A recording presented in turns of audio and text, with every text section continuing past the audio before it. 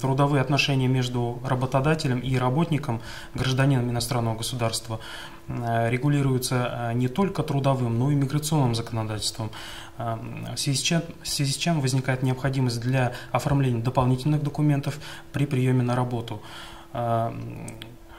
Кроме этого, невыполнение определенных требований законодательства, связанных как раз-таки с оформлением трудовых отношений с иностранными гражданами, может повлечь за собой привлечение к административной ответственности работодателя.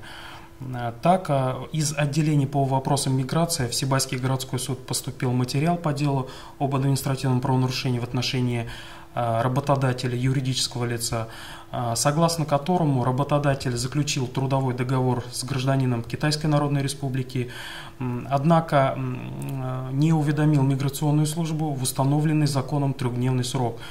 Суд, изучив материалы дела, пришел к выводу, что работодатель не исполнил надлежащим образом возложенные законом на него обязанности, поскольку не уведомил миграционную службу в установленный срок. По итогам судебного разбирательства в отношении юридического лица назначено наказание в виде административного штрафа в размере 200 000 рублей.